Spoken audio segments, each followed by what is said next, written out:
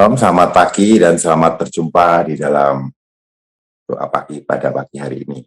Nah, kita akan melanjutkan pembahasan Bible reading kontekstual pada pagi hari ini di dalam Kejadian 13. Kami persilahkan.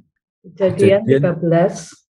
Maka pergilah Abram dari Mesir ke tanah Negeb dengan istrinya dan segala kepunyaannya, dan Lot pun bersama-sama dengan dia. Adapun Abram sangat kaya, banyak ternak, perak, dan emasnya. Ia berjalan dari tempat persinggahan ke tempat persinggahan, dari tanah Negeb sampai dekat Betel, di mana kemahnya mula-mula berdiri antara Betel dan Ai. Ke tempat mezbah yang dibuatnya dahulu di sana, disitulah Abram memanggil nama Tuhan. Juga Lot yang ikut bersama-sama dengan Abram mempunyai domba dan lembu dan kemah. Tetapi negeri itu tidak cukup luas bagi mereka untuk diam bersama-sama, sebab harta milik mereka amat banyak, sehingga mereka tidak dapat diam bersama-sama. Karena itu terjadilah perkelahian antara para gembala Abram dan para gembala Lot. Waktu itu orang Kanaan dan orang Feris diam di negeri itu.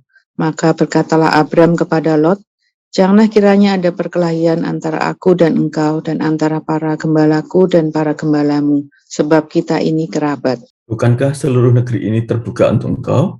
Baiklah, pisahkan dirimu daripadaku. Jika engkau ke kiri, maka aku ke kanan. Jika engkau ke kanan, maka aku ke kiri. Lalu Lot melayangkan pandangnya dan dilihatnya lah bahwa seluruh lembah Yordan banyak airnya, seperti taman Tuhan, seperti tanah Mesir sampai ke Sohar. Hal itu terjadi sebelum Tuhan memusnahkan Sodom dan Gomora. Sebab itu Lot memilih baginya seluruh lembah Yordan itu, lalu ia berangkat ke sebelah timur dan mereka berpisah. Abram menetap di tanah Kanaan, tetapi Lot menetap di kota-kota lembah Yordan dan berkemah di dekat Sodom. Adapun orang Sodom sangat jahat dan berdosa terhadap Tuhan. Setelah Lot berpisah daripada Abram, berfirmanlah Tuhan kepada Abram, "Pandanglah sekelilingmu, dan lihatlah dari tempat engkau berdiri itu ke timur dan barat, utara dan selatan. Sebab seluruh negeri yang kau lihat itu akan kuberikan kepadamu dan kepada keturunanmu untuk selama-lamanya. Dan aku akan menjadikan keturunanmu seperti debu tanah banyaknya, sehingga jika seandainya ada yang dapat menghitung debu tanah, keturunanmu pun akan dapat dihitung juga. Bersiaplah, jalanilah negeri itu menurut panjang dan lebarnya, sebab kepadamulah akan kuberikan negeri itu." Sesudah itu Abraham memindahkan kemahnya dan menetap di dekat pohon-pohon terbantin di Mamre, dekat Hebron, lalu didirikannya lah mezbah di situ bagi Tuhan. Terima kasih atas partisipasinya membaca pada pagi hari ini. Yang pertama, sebagai pendahuluan daripada kita masuk ke pasal 13 ini, tentu kita tidak bisa mengabaikan dari pasal-pasal atau ayat-ayat yang sebelumnya, di mana Abraham mempunyai ketaatan yang luar biasa terhadap perintah Allah dan mempunyai keimanan yang luar biasa terhadap apa yang Tuhan perintahkan. Jadi sederhana sekali, Abraham itu tidak pernah berpikir macam-macam, apa yang Tuhan katakan, yaitu dijalankan antara penghayatan dan implementasi di dalam suatu kehidupannya itu sangat nyata. Nah, pada perikop pasal 13 ini masuklah di dalam suatu peristiwa. Kalau kita melihat pada ayat 1-8, itu suatu perjalanan Abraham dan istrinya, Lot beserta kepunyaannya, kekayaan, baik itu ternak, perak, emas, domba, lembu, dan kemah. Itu apa yang dimiliki kedua belah.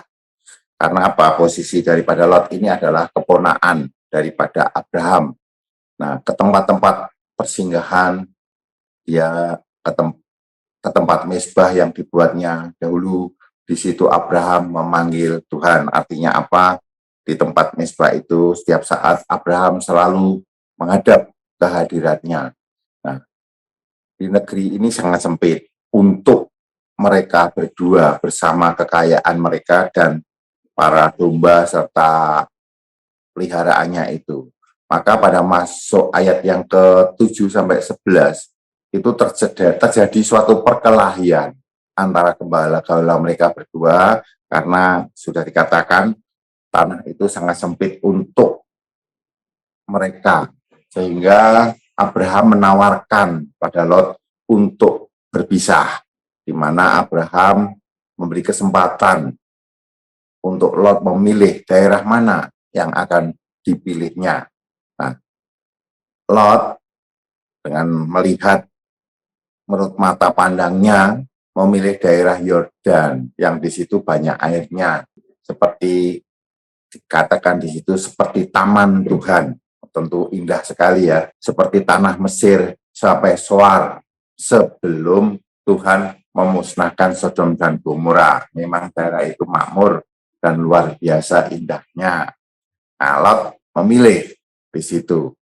Nah, kita bisa melihat langsung saja bahwa sikap Abraham ini sangat toleran menghadapi situasi. Dia tidak ingin terjadi konflik yang lebih dalam, karena itu gembala konflik yang dijaga oleh Abraham untuk konflik lebih lanjut antara kerabat mereka. Dia tetap menjaga keberadaan persekutuan kekeluargaan di antara Lot dan Abraham. Dia menghindari untuk pertikaian yang lebih jauh, sehingga dia sebagai orang tua memberi kesempatan. Ini adalah adat yang terbalik atau tidak biasa terjadi pada orang-orang di Timur Tengah, di mana orang tua memberi kesempatan lebih dulu kepada yang lebih muda. Biasanya yang lebih muda memberi kesempatan dulu untuk memilih kepada yang lebih tua. Tetapi Abraham tidak melakukan hal itu. Dia lebih rela untuk menyodorkan pilihan kepada keponakan anaknya. Ini adalah suatu hal yang unik dan tidak mudah untuk dilakukan bagi setiap orang bisa mau mengerti dan mengalah terhadap situasi yang semacam ini. Kemudian pada ayat 12-18, Abraham menetap di tanah Kanaan dan Lot di lembah Yordan berkemah di dekat Sodom. Nah, kita bisa tahu orang Sodom itu sangat jahat dan berdosa terhadap Tuhan.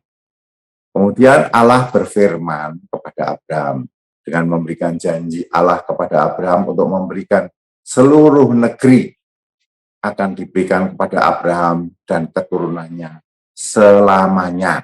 Nah, ini adalah reward ketaatan Adam, karena sikap iman Adam kepada Allah.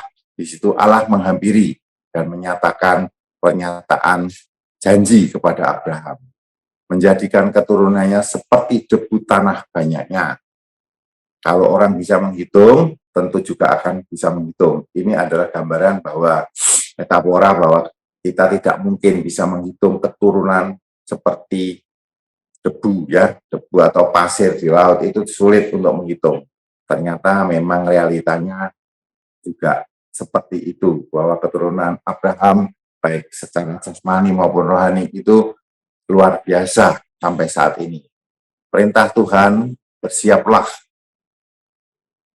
janji jalanilah negeri itu, panjang dan lebarnya itu akan diberikan kepada Abraham. Ini adalah suatu gambaran bahwa janji itu dipenuhi oleh Tuhan dan digenapi. Nah, ternyata Abraham menetap di dekat pohon Tabantin di Mamre, dekat Hebron. Apa yang dilakukan Abraham? Dia mendirikan mezbah di situ. Beberapa kali Abraham di suatu tempat selalu mendirikan mezbah. Apa makna daripada mezbah ini? Yaitu adalah menjalin relasi dan persekutuan dengan Tuhan. Abraham selalu menyempatkan diri dan tidak pernah tidak membangun mezbah itu untuk persekutuan dengan Allahnya dan Tuhannya. Nah, pada pagi hari ini, amanat teks yang sangat jelas itu adalah karakter dan sikap daripada Abraham. Bukti daripada mengasihi itu ditunjukkan dengan ingin selalu berdamai. Dan ini memang pengorbanan yang luar biasa, yaitu mengalahkan egoisme pribadi.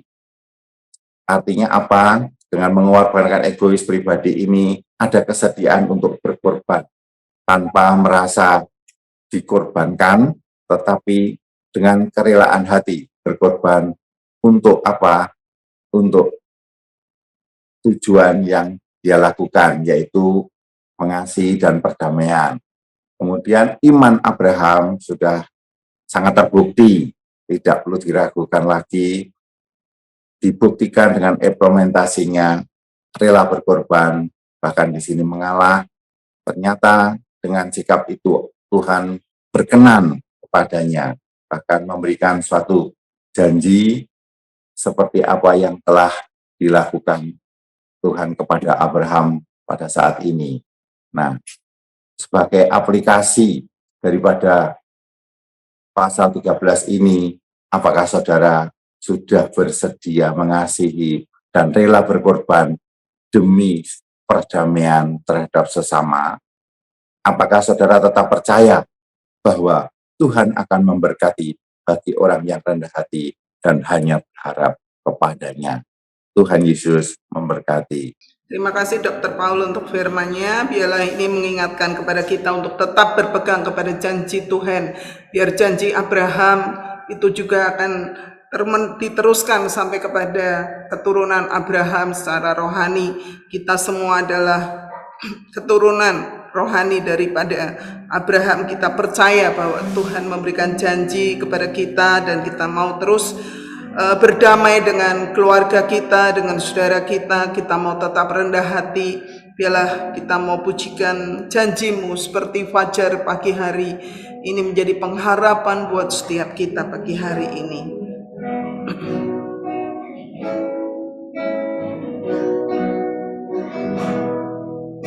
Ketika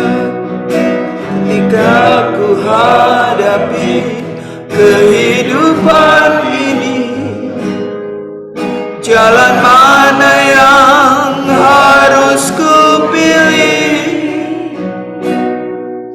Ku tahu ku tak mampu, ku tahu ku tak sanggup. Hanya Kau Tuhan tempat jawabanku. Aku pun tahu ku tak pernah sendiri, sebab Engkau Allah yang menggendongku. Tangan-Mu mempelaiku, cinta-Mu memuaskanku. Kau mengangkatku ke tempat yang tinggi. Janji-Mu ya Tuhan, janji-Mu seperti fajar pagi hari yang tiada pernah terlambat bersinar. Cinta-Mu seperti sungai yang mengalir, dan ku tahu betapa dalam kasih-Mu. Janji-Mu seperti fajar pagi hari yang ku tiada pernah terlambat bersinar. Cinta-Mu seperti sungai yang mengalir, dan ku tahu betapa dalam kasih-Mu. Dan ku tahu betapa dalam, ku tahu betapa dalam kasih-Mu.